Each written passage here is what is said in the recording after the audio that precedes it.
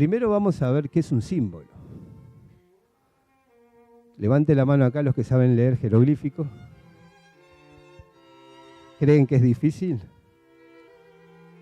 Tan difícil como para nosotros hoy quizás leer los mensajes que se mandan por WhatsApp, poniendo manitas, caritas, o poniendo... No dejan de ser símbolos que expresan ideas. Los símbolos se podrían clasificar o se podrían ver de varias maneras. Esto igual no va a ser un seminario de simbología, pero para entrar un poquito y poder entender la simbología egipcia, necesitamos tener algunos conceptos un poquito claros. ¿Qué es un símbolo? Un símbolo es algo que nos representa, que nos da una idea. Contiene un mensaje.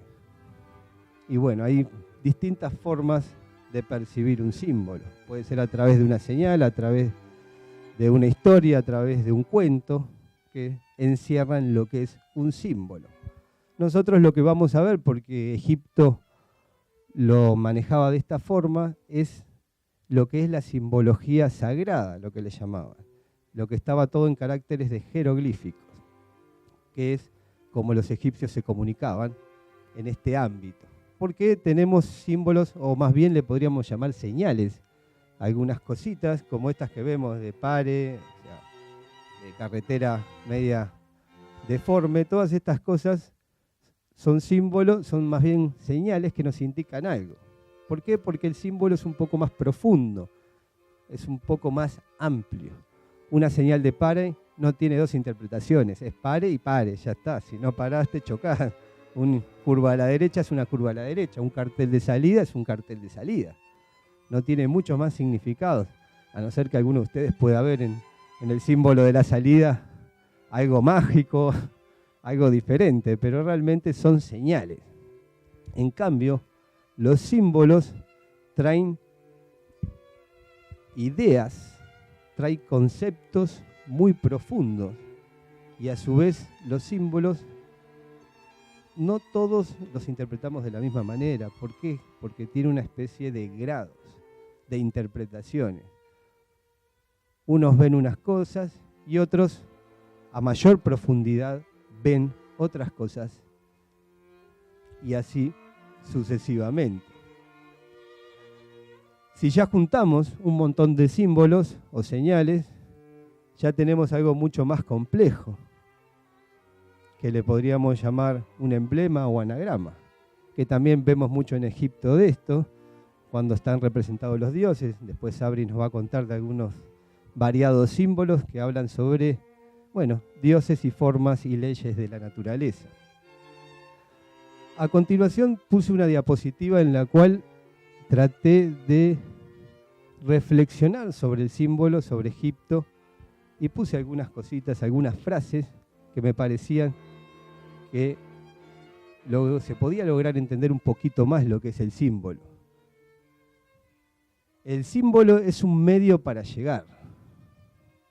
Y se lee muy poco porque mi idea no era que lo leyeran, era que me atendieran a mí, por eso está bastante difícil de leer. El símbolo es un medio para llegar. Esto es bien interesante. O sea, el símbolo no es algo en sí estático, sino es un medio para llegar a otra cosa. Es como si abriéramos una puerta y en esa puerta hay muchas cosas. Dependiendo de nuestro entendimiento, el símbolo nos puede llevar, quién sabe hasta dónde. Cuando no llegan las palabras, aparece el símbolo para llegar a transmitir no ideas, sino experiencias. Y ahí ya nos vamos un poco más profundo. Ya no tanto ideas, sino experiencias. Y esto es lo que los egipcios trataban de expresarnos. Experiencias que ellos las vivían cotidianamente y que sabían que el vivirlas transformaban. Y es por eso que la mayoría de lo que es sagrado está escrito en símbolos jeroglíficos. Son transmisiones. Y estas transmisiones, estas ideas, hablan de muchas cosas. Pero el símbolo es difícil de entender cuando no se conoce su lenguaje madre. Este es un problema que tenemos con Egipto y creo que tenemos con muchas otras culturas. Imagínense que alguien supiera español, bueno, un extranjero que hubiera aprendido español, ¿no? Y escucha que un chico dice, esta flaca me mata. El hombre, sabiendo un buen español, entendería el significado, pero no comprendería lo que quiso decir ese muchacho, ¿verdad? Y sin embargo conoce el idioma.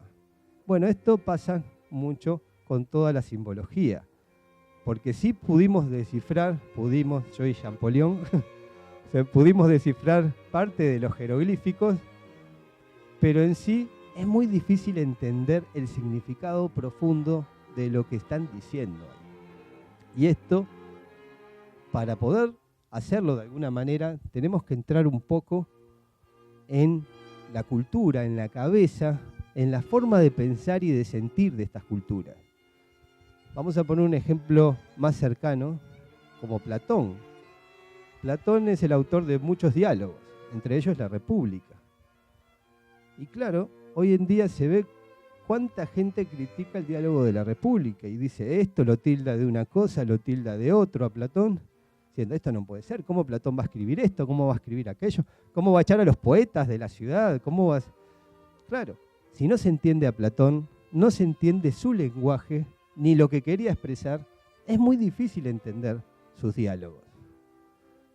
Básicamente de Platón hay que entender que este filósofo, como muchos otros, hablaba casi todo el tiempo del espíritu y la materia, que el ser humano tiene una parte superior y una parte inferior, y que todo lo que llevaba a la sabiduría del ser humano estaba en relación con desarrollar lo superior y dejar un poquito armonizado lo inferior. Entonces, basado en estos datos básicos, uno ya podría tener otra lectura de diálogos como La República. Pero si no tenemos estos datos, es imposible. Entonces, por eso que a veces, por más que se sepan muchas cosas, no se entiende.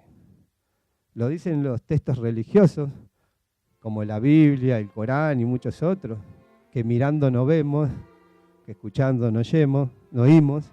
O sea, todas estas cosas tienen la relación de que a veces, por más que estén escritas ahí, si no entendemos los significados, no las vamos a poder comprender. Muchos de ustedes, que sé que siguen el programa de estudio de filosofía práctica, han estudiado el Bhagavad Gita, que es un texto hindú muy antiguo. Y en él se habla de una guerra entre dos bandas, entre dos ejércitos, los Kurus y los Pandavas.